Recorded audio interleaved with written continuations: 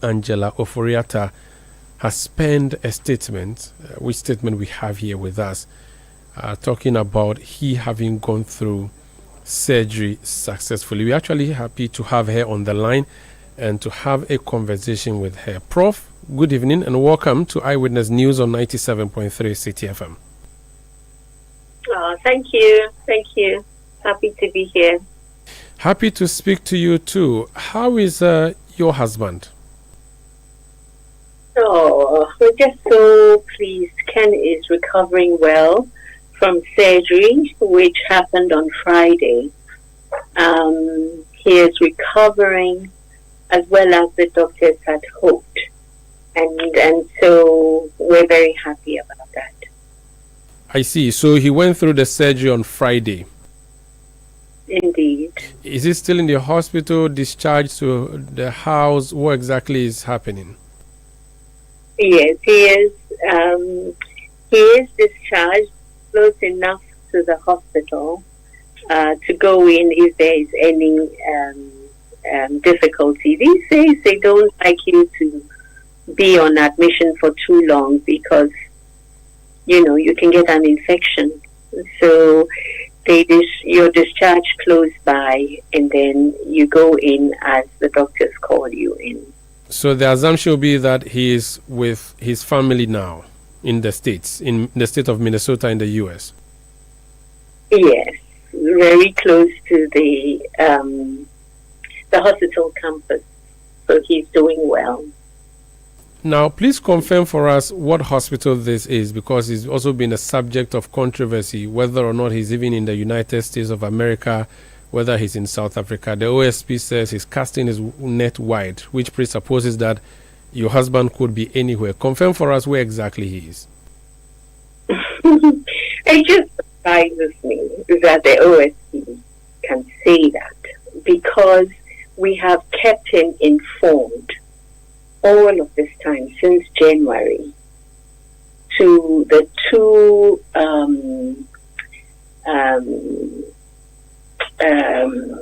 chiefs of staff, the former chief of staff and the current chief, officially, even before the OSP invited Ken to his office. These two officers were told where Ken was in the United States of America at the Mayo Clinic in Rochester, Minnesota. So that's where he is. Sorry. So that's where he is, contrary to earlier claims that his whereabouts is unknown. Yeah, I have no idea why it would have come out like that. Okay. Is it going to be one surgery, or this is one of many that he's supposed to undergo? Is this the only surgery he's supposed to undergo? Oh yes, as far as we know, for now, this is it. Have the doctors said what the timeline for recovery would be? Yes. There is observation for the next 3 months to make sure that he's okay. And then after 3 months, the doctors can discharge us if everything has gone well. But, that really depends on what the doctors say. So give or take, how long before he recovers fully, according to what the doctors have said? 3 months initially, and then what happens next? Hopefully he would have recovered. I want my husband recovered. I'm asking this because the next question would be, when would he be ready for the Office of Special Prosecutor? He is ready to talk to the special prosecutor so that the special prosecutor can continue with his investigations. But he's ready to talk by video link. He has always said, first of all, he said, you can ask my lawyers whatever questions you want to ask, and I will respond through my lawyers. And then secondly, he has said, but if you would rather talk to me, please let's do the videos. So those are allowed by law. So that's Kenneth is ready. He has always, this is one of his favorite verses. The Lord did not give us a spirit of timidity, but of courage, love, and self-discipline. And he has always been ready to talk about his work. I see. Now, he is ready to talk to the special prosecutor via video link. I'm asking about a face-to-face meeting, which the OSP is insisting on.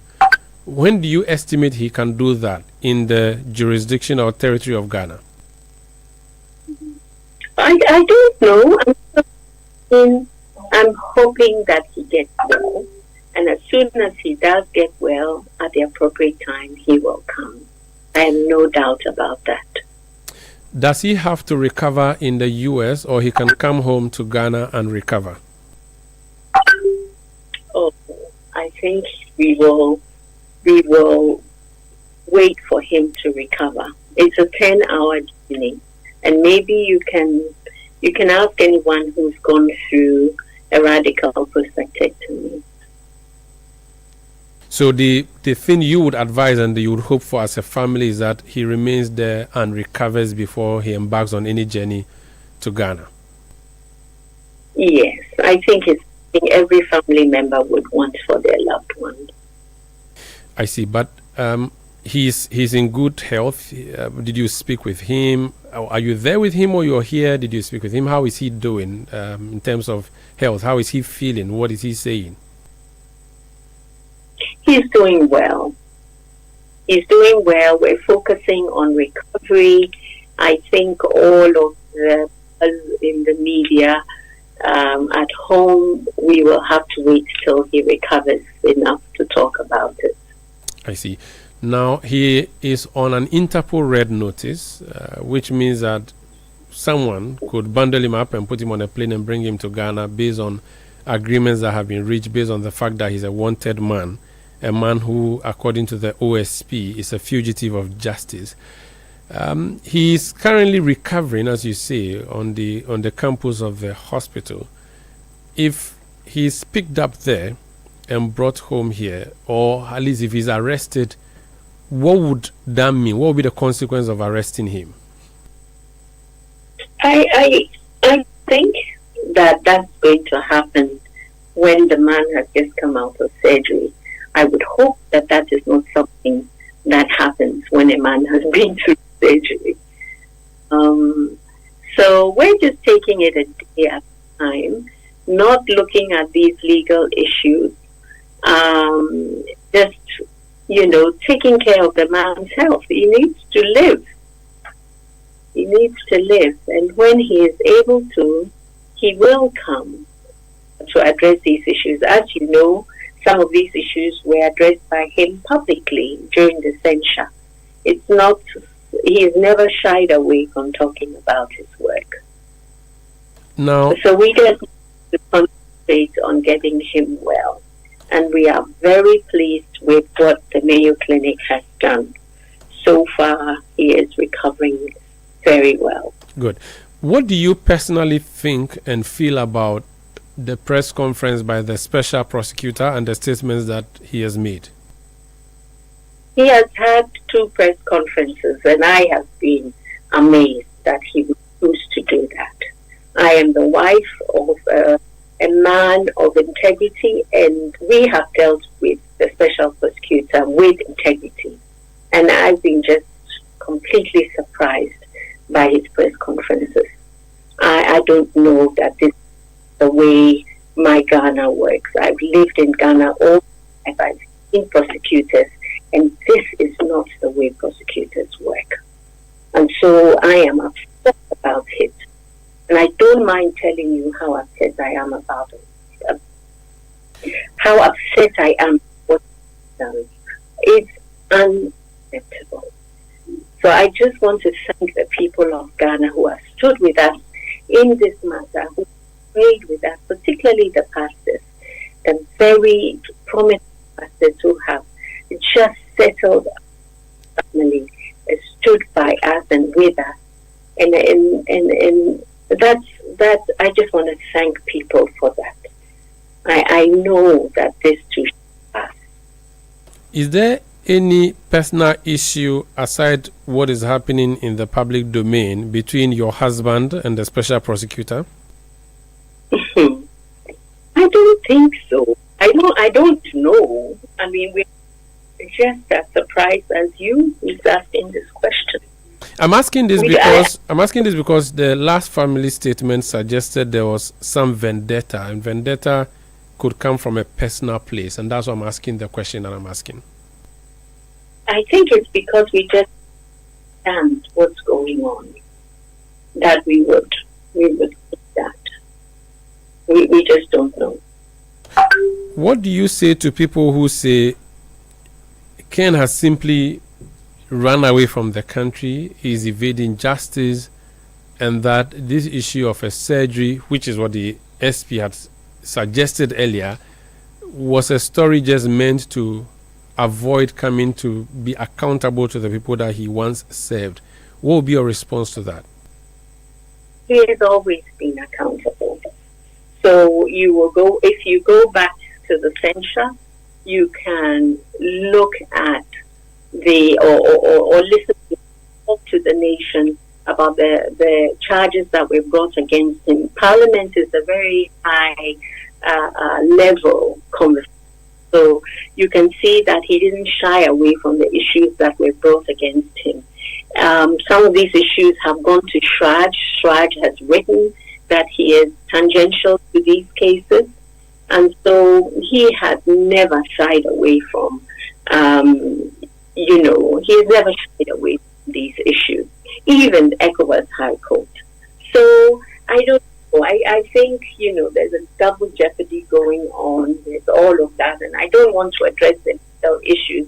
Our lawyers have been just amazing with us, and we thank them for standing by us. I don't want to go into legal issues, but we are talking about post-surgery. We want people to know that he's doing well. It's not a sham. It's not a sham, and it's real for us. So we're just thanking people for understanding that. Your husband, prior to 2017, was a private businessman. Then in 2017, his cousin became president and he became Minister for Finance. With hindsight now, would you say you regret your husband's entry into mainstream politics and, for that matter, being in government? Oh, why would I regret my husband doing public service? He did public service because he wanted to work for his nation also. I wouldn't regret it. I regret the outcome of people hitting on him and accusing him of things he hasn't done. That I regret. But no, I think he did his best. You know what happened in the first term of President Akufo-Addo, and that was very good, and things didn't work so well in the second term, but I think the history will end kindly.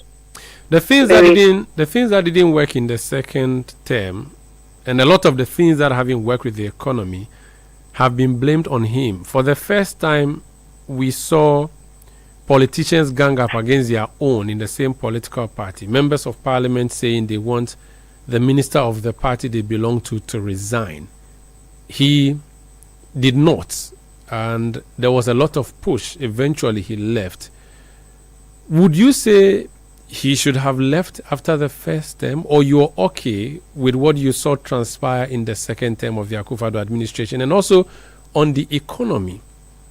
One of these days we can sit and have a long conversation about this. But right now, I think we're just concentrating on getting Ken well. We're just letting people know that he's getting better.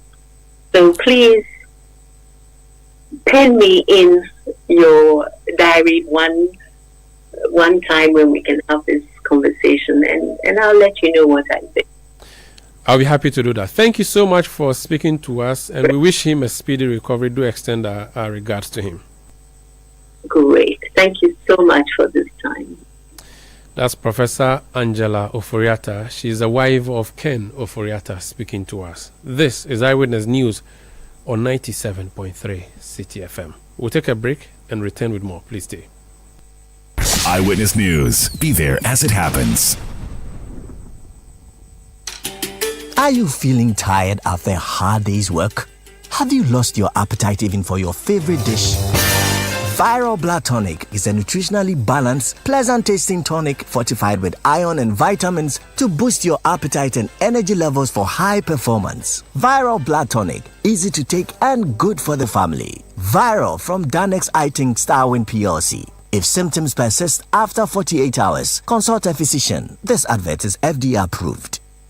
Are you ready to lead like never before? Ready to master the art of strategy and inspire teams that thrive? It's the Management Bootcamp 2025. An exclusive high-impact training for mid to senior pros. Learn from Ghana's finest industry minds, brought to you by Channel 1 TV and 97.3 Citi FM. From the trusted voices of excellence, Citi FM and Channel 1 TV comes an elite training experience designed to sharpen your strategy, leadership, and communication. Make a date for the Management Bootcamp 2025 from Sunday the 22nd of June to Saturday the 28th of June 2025. The venue is the Platinum Bay and Passion Base Hotels. Call 0242-011-424 to register now. The Management Bootcamp 2025. Lead forward. The Management Bootcamp 2025 is powered by Channel 1 TV with support from 97.3 Citi FM.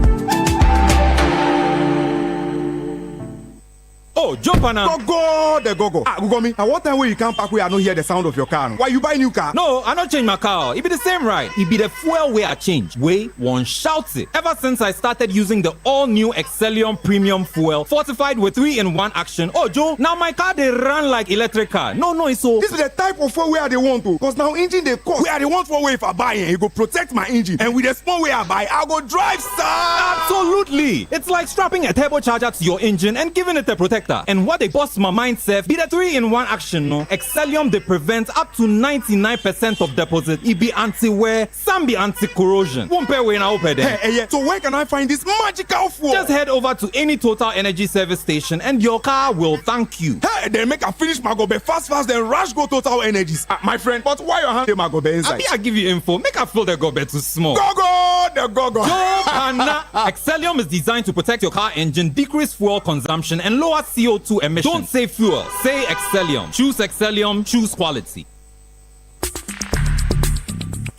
Let your voice be heard on Eyewitness News on Facebook at facebook.com/Citi97.3, Twitter at twitter.com/Citi973, and Instagram at instagram.com/Citi973 with the hashtag Eyewitness News.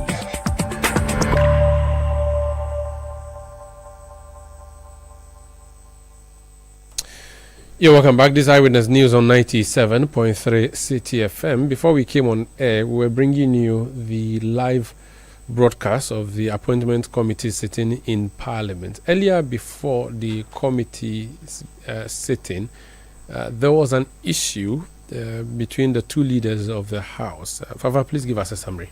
Well, the minority leader, Alexander Penyomarking, and the majority leader, Mahama Yariga, once again clashed over the suspension of the Chief Justice, Gertrude Tokuno, before the start of the vetting of some new justices of the Supreme Court nominated by President Mahama. The two leaders expressed varied opinions over the removal process, citing flaws in the process. We convene whilst our Chief Justice sits suspended through procedurally questionable process under Article 146 and 296. An executive that suspends 7 new justices is not filling vacancies. It is reshaping the constitutional order.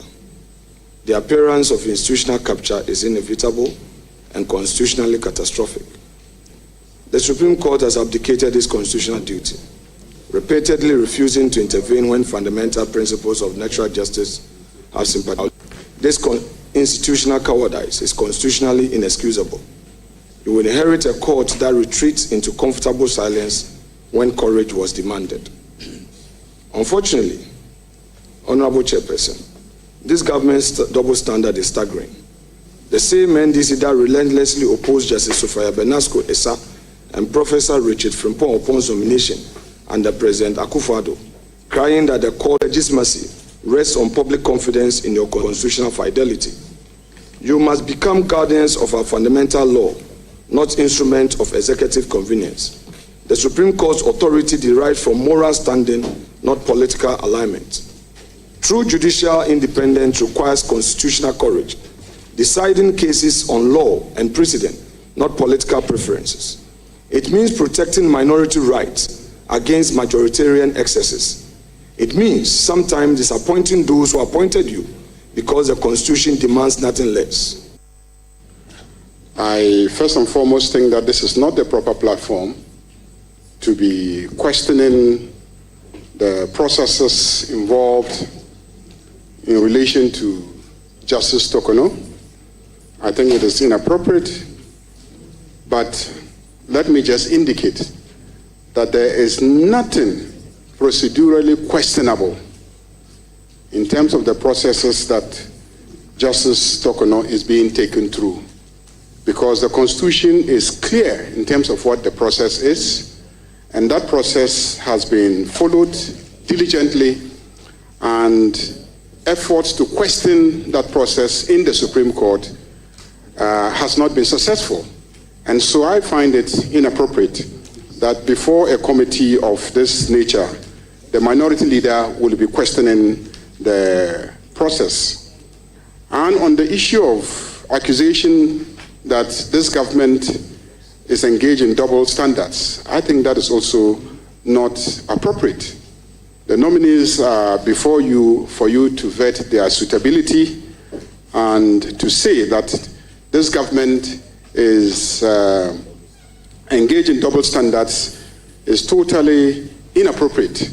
I was on the appointments committee when the two nominees were rejected, and let me indicate clearly that my side of the House advocated for the rejection on the basis that at that time the anticipated retirement of some judges which would have created the vacancy hadn't taken place, and there was no need in anticipation to be appointing replacements.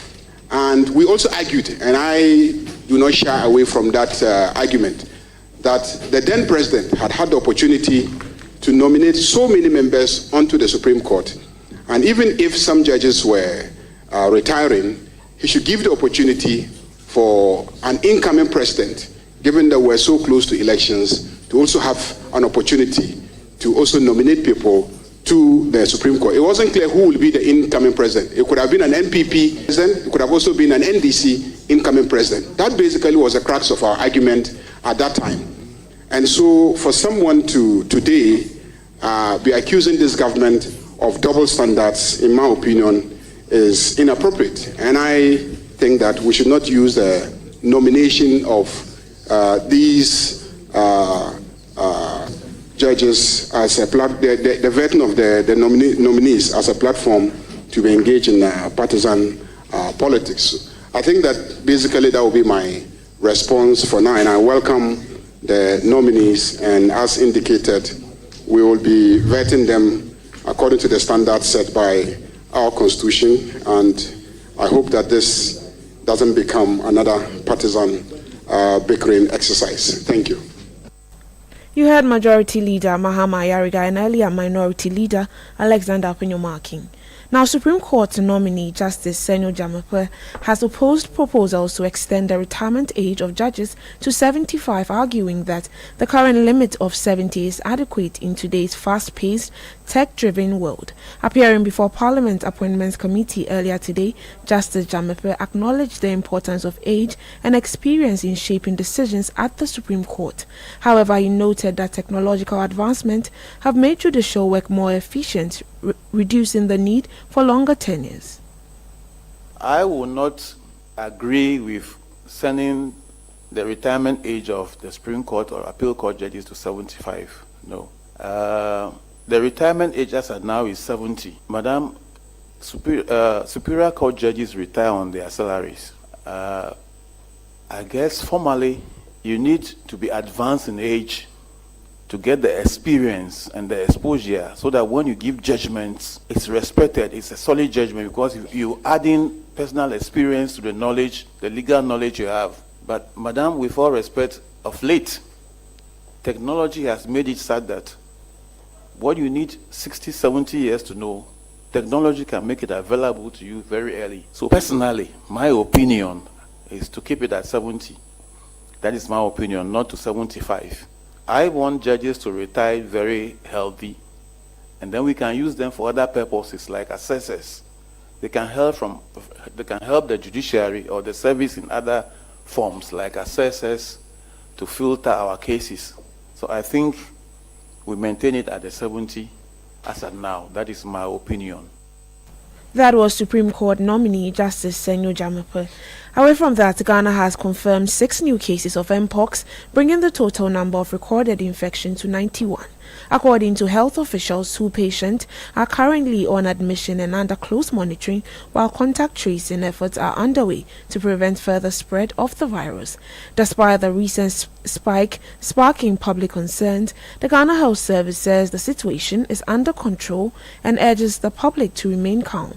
The Ghana Health Service is therefore advising the general public to maintain good personal hygiene, avoid close contact with individuals showing symptoms, especially those with unexplained rashes, and seek immediate medical attention if symptoms appear. Now, Health Minister Kwabena Mintah-Akandor is calling on the governing boards of the Ghana Health Service and Ho Teaching Hospital to ensure parents are treated with empathy and dignity. He says visits to various health facilities along with reports received indicate that many patients are now being treated with the professionalism they deserve, worsening the country's healthcare challenges. Speaking at the inauguration of the 2 boards, the minister urged members to uphold high standards of care and ensure patients are not subjected to negligence. One thing that I cannot take my seat without addressing is about patient care, how we treat our patients when they go to hospitals. It has always been on my heart. Professor Binka, I have absolute confidence in you. Your track record is there for everybody to see. And I believe that you are going to bring that transformation we desire as a country. Ghanaian patients deserve to be treated with empathy, with dignity, and with respect. That is very important. Sometimes it is quite disheartening to hear that patients are shining away from hospitals not because of lack of equipment, but because of how professionalism must be our hallmark, with the greatest of respect. It shouldn't be business as usual. It will interest you to know how much Ghana is spending on medical legal issues. The health minister also urged health facilities to use their internally generated funds prudently rather than relying solely on government support. I have still not understood why hospitals take equipment, they run them. I know they don't take as much as the private hospitals. I'm not oblivious of that fact. I have sat on the health committee for the past 7 years, so at least I know that their charges are subjected to fees and charges, and so they will not take as equal as private hospitals, but they take something. And so why should hospitals equipment be faulty or obsolete, and it will still require government to look for money to go and fix these equipment? This should be a thing of the past. We must have clear rules of engagement. Open an account, put those monies in. We only touch the money when we want to fix an equipment or we want to replace an equipment, or else we are not touching the money. I know it will not be easy. People have benefited from that for a very long time. So going in to change it is not going to be easy.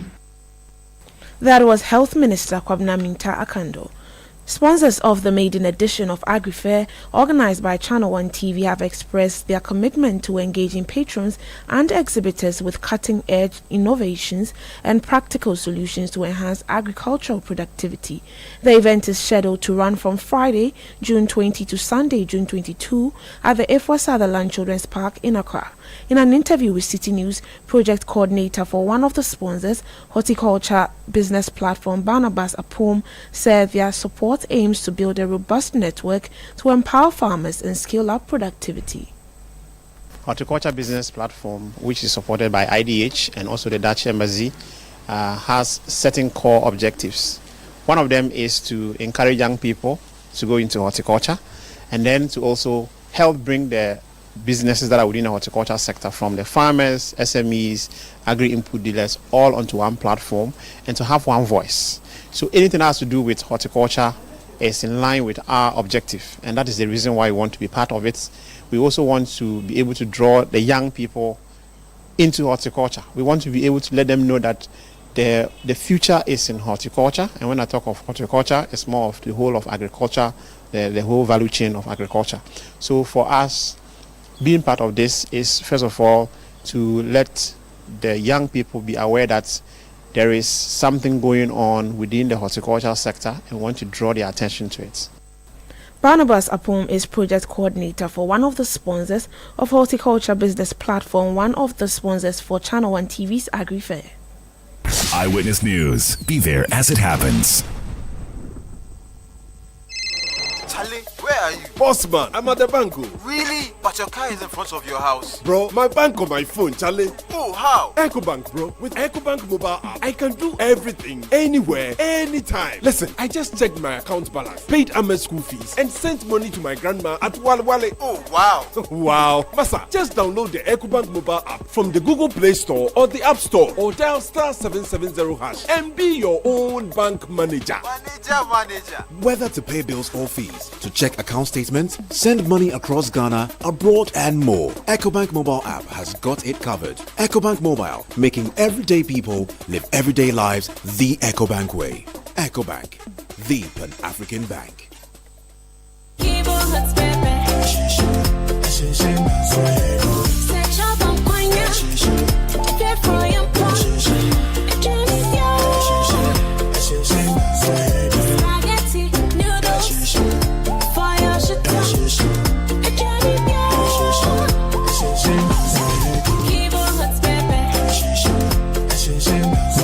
Hot pepper powder.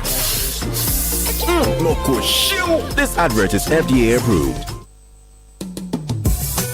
Ladies and gentlemen, welcome to the game of choices. Listen with rapt attention. Round 1, question 1. Elevator or stairs? Stairs. Now the second question. Less than 4 hours or at least 6 hours of sleep at night? At least 6 hours of sleep.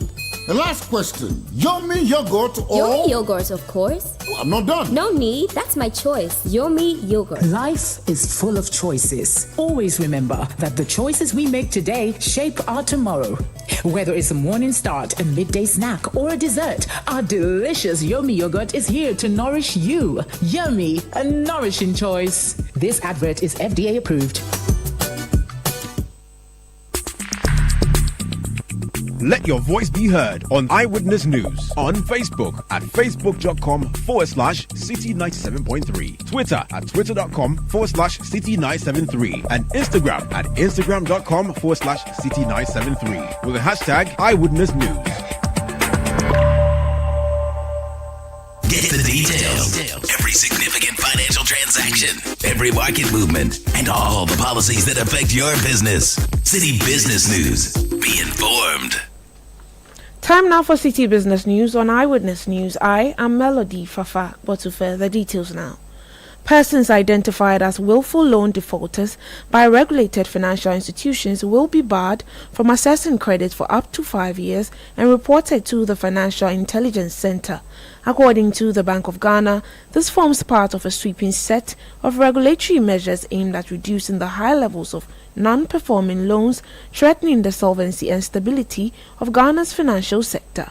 The BOG also directs banks to write off fully provisioned bad loans, improve credit risk systems, and publish names of willful defaulters in and online.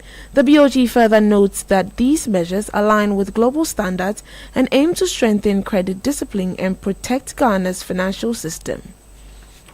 Away from that, small and medium-sized enterprises have been advised to seek legal counsel as part of efforts to safeguard their operations and reduce business risk. According to Jonathan Amable, managing attorney at LNF Advisors, early legal guidance can help SMEs navigate regulatory obligations, avoid costly mistakes, and strengthen their long-term stability. Speaking during the honors series of the Citi Business Festival, Jonathan Amable emphasized the importance of basic legal education in building resilient enterprises. When it comes to raising capital, and that's an area that we really play in a lot, that is where you would actually see the relevance of corporate governance and some of these issues that we've been talking about. Okay. If you are raising capital, the people who are going to invest in you, if they are serious individuals or serious companies, they are going to want to at least do two things. They're going to do a financial due diligence on you, which is going to check your books, check how much money you are making, see how viable the business is. Then you're going to do a legal due diligence on you. The legal due diligence is going to check what are the various regulatory obligations that you have. Are you meeting them? Because if you're not meeting them, there's probably a risk somewhere. There's a risk that your license may be revoked. There's a risk that your business may be shut down. And that obviously is going to hit the investor hard. Just before coming for this meeting, they were talking about the NCA's revocation of certain licenses for radio stations. One of the reasons that I heard being propagated was the lack of a fire certificate.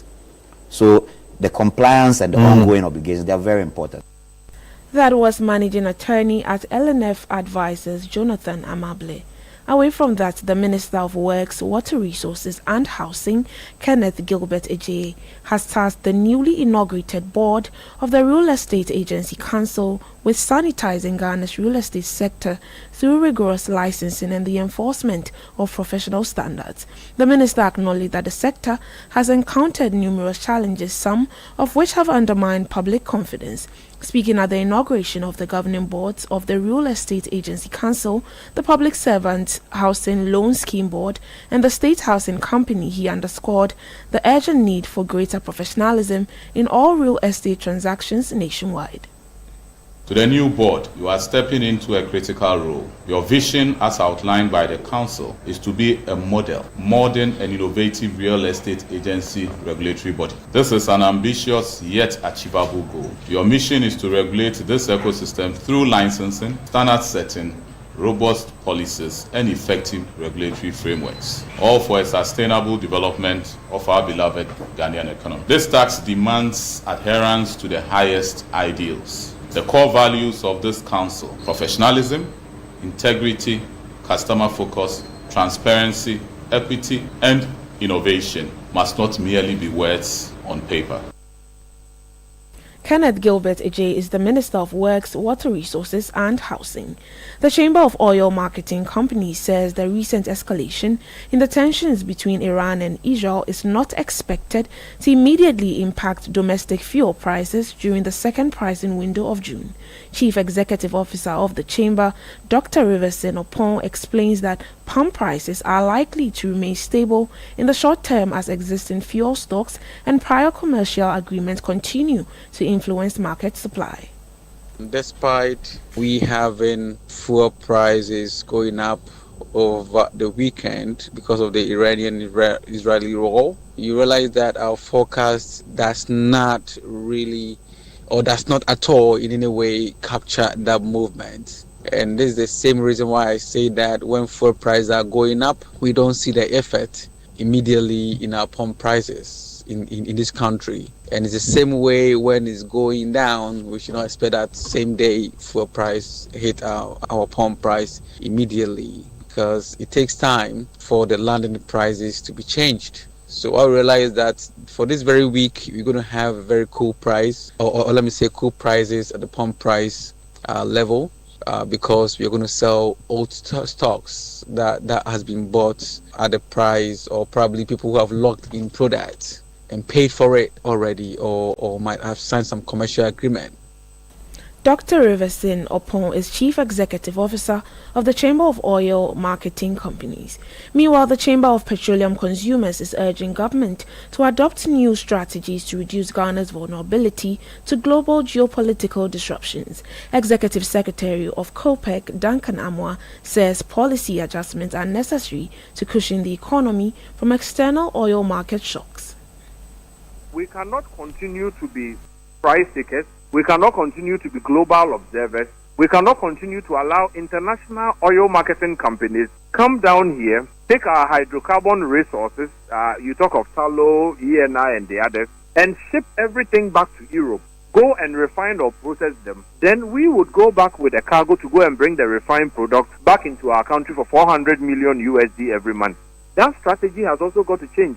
And I think that the current Energy Minister, Honorable John Jinapo, if anybody can fix this situation, should be better placed. And so we'll place a big onus on him to re-strategize and get Ghana not to be a global observer, and that anytime prices go up, then our economy is battered completely. Duncan Amoa is Executive Secretary of the Chamber of Petroleum Consumers, COPEC. Well, that's all for this edition of the Citi Business News. On Eyewitness News, I am Melody Fafa Botife. Up next is Point Blank. Eyewitness News. Be there as it happens. Oh, jump on now. Go. Gugomi, at what time when you come back where I don't hear the sound of your car? Why you buy new car? No, I not change my car. It be the same, right? It be the fuel way I change. Way one shouts it. Ever since I started using the all-new Excellium Premium Fuel, fortified with 3-in-1 action. Oh, Joe, now my car they run like electric car. No, it's so. This is the type of fuel where they want to. Because now engine they cost. Where they want for way if I buy it go protect my engine. And with the small way I buy, I go drive, sir. Absolutely. It's like strapping a turbocharger to your engine and giving it a protector. And what they bust my mind, Seth, be the 3-in-1 action, no? Excellium, they prevent up to 99% of deposit. It be anti-wear, some be anti-corrosion. Won't pay when I open them. Hey, so where can I find this magical fuel? Just head over to any Total Energy service station and your car will thank you. Hey, then make a finish my gobe fast, then rush go Total Energies. My friend, but why your hand my gobe inside? I give you info. Make her feel the gobe too small. Go. Excellium is designed to protect your car engine, decrease fuel consumption, and lower CO2 emissions. Don't say fuel, say Excellium. Choose Excellium, choose quality.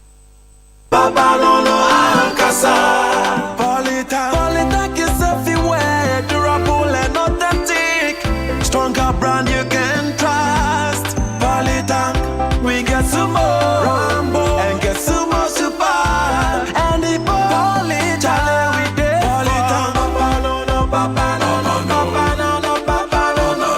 Papa no, Ankasa. Polytank, the original, always the best. It's your day off and you end up looking after the baby while your wife goes off to work. You realize you have no idea how to change a diaper. So you video call your wife.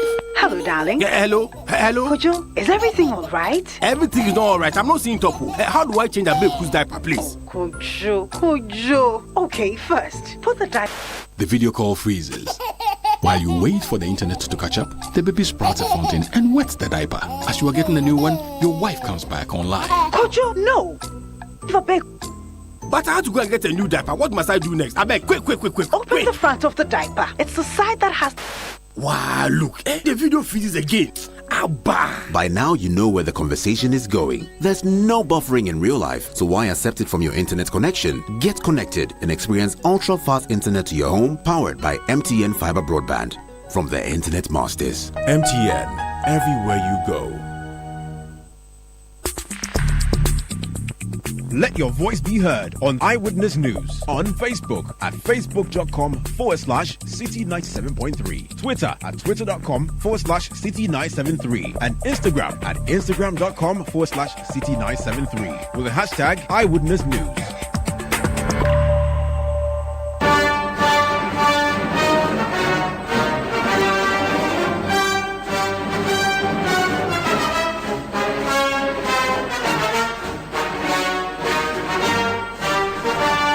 This is Point Blank on Eyewitness News. I am Umaru Sandamadu. Tonight on Point Blank, we are focusing on the energy sector. The government has gotten the approval to slap a 1 cedi levy on a litre of fuel at the pumps. The minority is not happy. It's been pushing for stakeholder involvement and engagement, which it says did not happen. And now it's even saying that the government should look elsewhere. The person who's been leading that particular campaign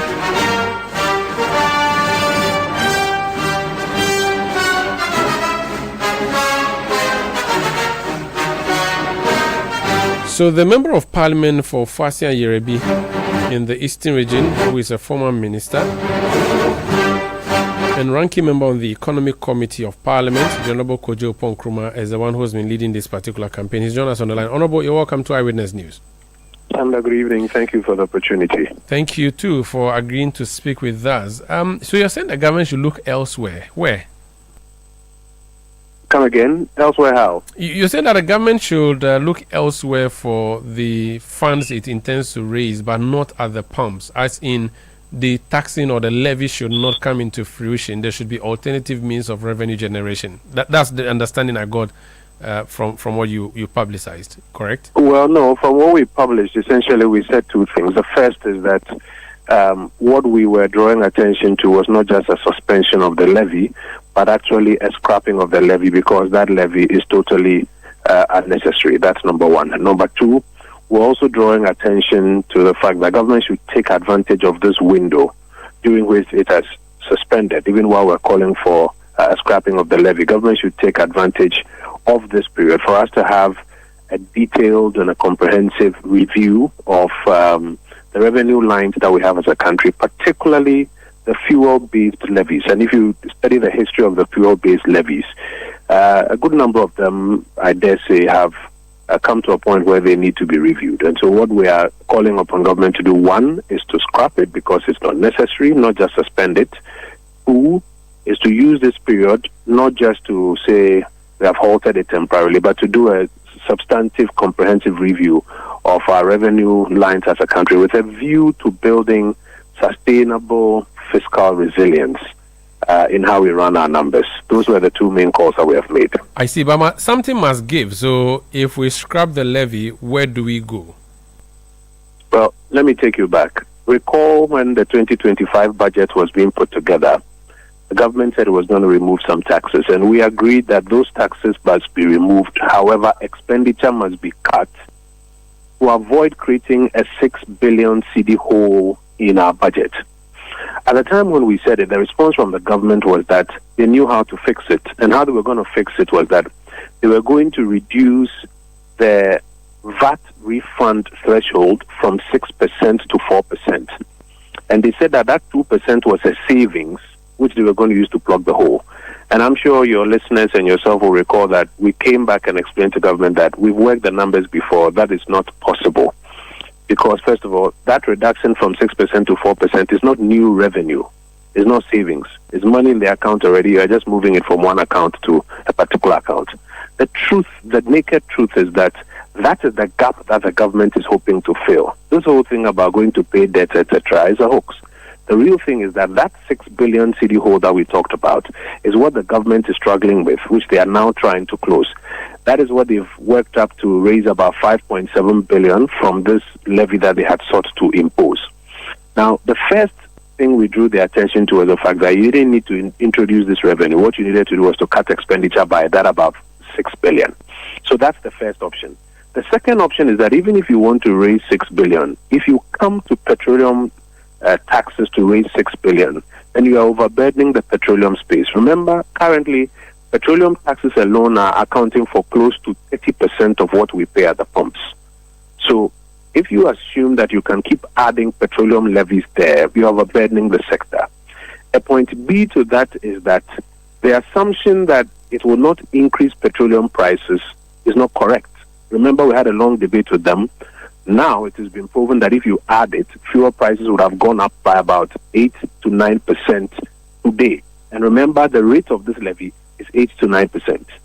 And a point C to that same second argument is that your assumption that global fuel prices will be low for the foreseeable future is a wrong calculation. We said that last week, Monday. Little did we know, a few days down the line, we have been proven right that assumption cannot hold. So what we are saying to government is, don't rush in this area. Let's get back to the, drawing board. Let all the ideas that exist come to the fore. We'll share our ideas with you. Listen to the oil marketing companies and civil society groups and everybody else.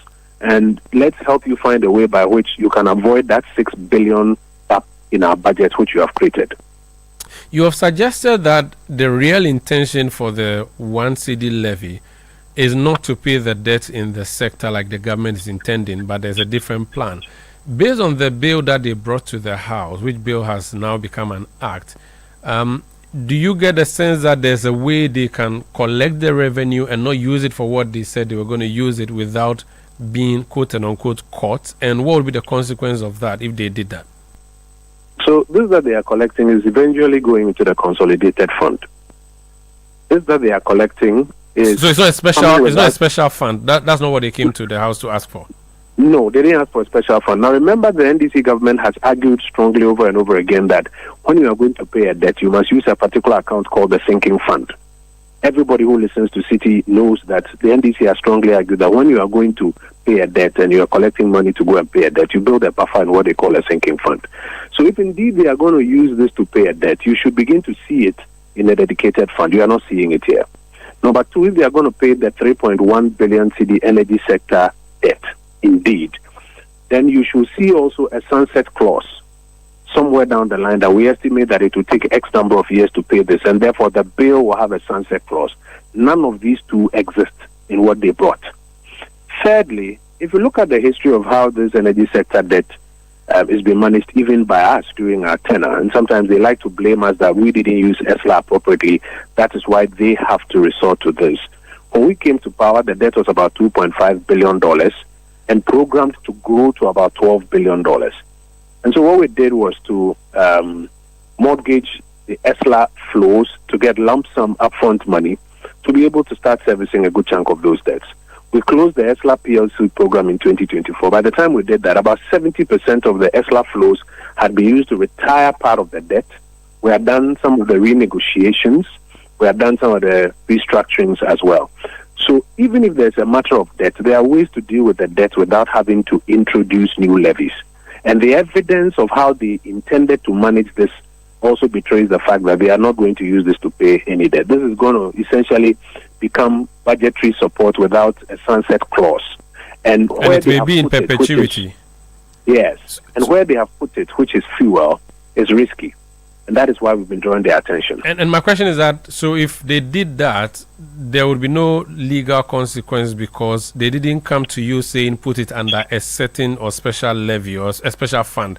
So it would have been correct if they did what they intend to do based on what you are claiming they would do. You are saying it would have been correct if they had come up with a dedicated account. I'm asking that if they use it for what purpose you claim they intend to, the true purpose they intend to use it for, they wouldn't have broken any law necessarily. It's not just about law, it's about the propriety of it. Remember, my second argument was the fact that if indeed it was to be used in servicing the $3.1 billion debt, there are ways of dealing with that debt without introducing new levies. And so you can argue that it is not illegal, but what we are saying was that it is inappropriate. What ideas do you intend to give to the government if the government came to you and said, very well, we will not introduce it based on what you have said, but where else can we get this money from? What would you say to the government? Because taxing is a key aspect of revenue generation for government.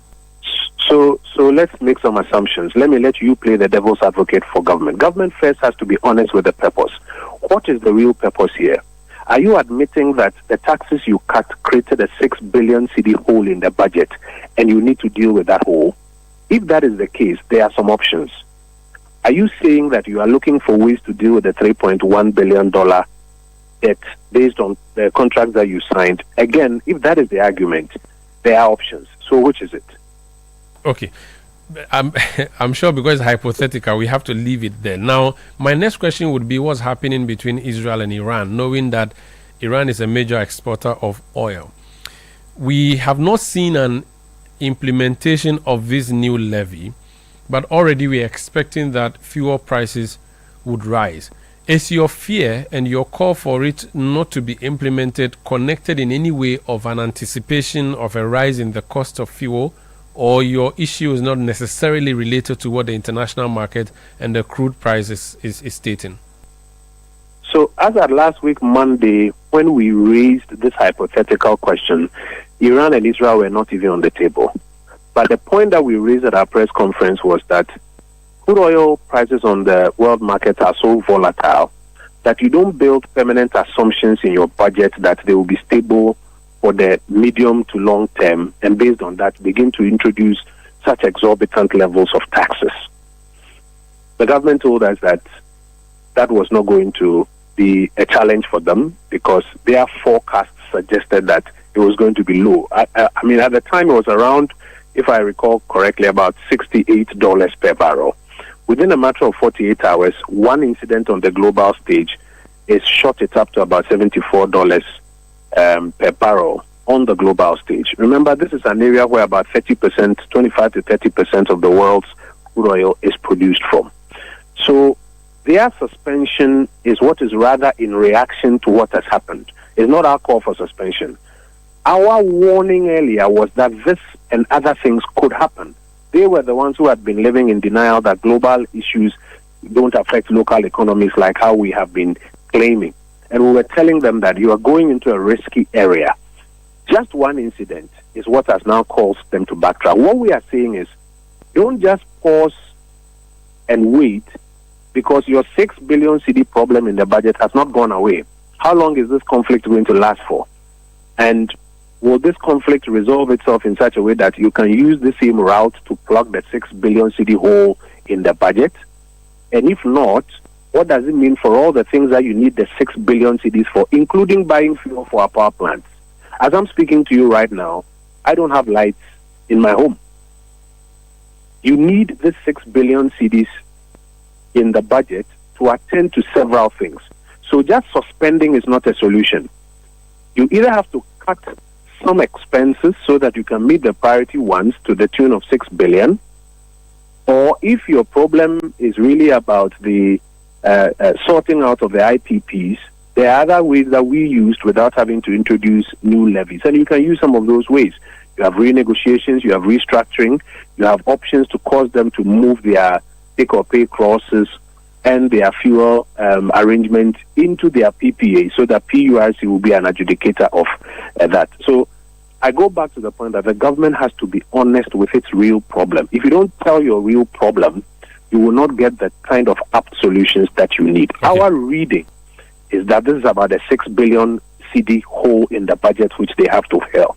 And our argument in filling that one, number one, is cut the expenses, and number two, move more towards PPPs to fulfill what those expenses would have delivered. Because you cannot continue piling taxes on the people as a way to resolve this 6 billion cedi hole. The government you were in, where you served as a minister, I think you were the Minister of Information when we first announced that we had recorded our first case of COVID. If I'm wrong, please forgive me, but I think you and Kwekwa Jumamenu made the announcement. I was. Good. Over the period, your government consistently said to us that the double whammy of COVID-19 and Ukraine-Russia war was to blame for a lot of the challenges we had with the economy. Israel and Iran on the rise now. The president has told his Minister of Finance to monitor the events there with the Minister of Energy as well, so that they could deal with it. If the government came to us next week and says, we are having challenges, things are skyrocketing, the cost of fuel has gone up, and we blame Iran and Israel for it, would it make sense to you as a member of the Economic Committee of Parliament? We will be disappointed but not surprised. We will not be surprised because that is a fact. I mean, if you modeled your whole budget on the assumption that crude oil prices were around $58 per barrel, and you modeled with an average of, let's even say, $60, $61, $62 per barrel for the year, and then all of a sudden, in a matter of days, it shoots from 68 to 74, with forecasts that it could get to 80-something dollars per barrel. And if you read the Bloomberg platforms, they are worried that if Iran is a bit more strenuous in its response and the Straits of Hormuz is closed and about 25% of the world's crude oil goes through those straits, then crude oil could go as high as $130 per barrel. So it's a really scary scenario, and it will not be surprising, but we will be disappointed because this is an administration that argued umpteen times that the argument that international economic developments affect local economies is untenable, and therefore we should not be speaking about it. No matter how hard we try to explain that what had happened during COVID, the global supply chain challenges had caused global inflation to go up. You switch on your TV and you see cost of living crisis all over the world. And therefore, if we were having cost of living crisis here in Ghana, it was directly traceable to COVID. They said, to hell with us. It's not true. When we explained that what was happening in the Black Sea area was limiting how much gas and crude oil could come out of that area, and so fuel prices had been affected and it was affecting us, they said we should go to hell. So if they now come back and say Iran and Israel, we know it's true. That's why I'm saying we are not surprised. But we are disappointed that they are not admitting the truth that they were not truthful to the Ghanaian people when they were campaigning for power. Based on your reading... Okay, land. However, when you are hit with those realities, you have to introduce interventions to find ways of tackling it. Okay. It's one thing explaining what the reality is. It's another thing introducing interventions to mitigate it. So even if they say that, they will still have to put on the table credible interventions that the Ghanaian people and the markets can respond to in their bid to deal with it. Based on your reading of events in the Middle East, should we worry as a nation? Oh, yes, I have always argued that we don't live on an island. You have to worry when you see some sort of development on the global stage. We have to worry, but this government has given us the assurances that global issues don't affect local economies and that they have the capacity to manage it without us fefeeling the impact. Are you sure they said that, or they said you were over complaining and that you should fix but that's no. That's exactly what they have said. I can give you graphic quotations when they said that no bomb landed in Ghana. So why are we talking about Russia and Ukraine?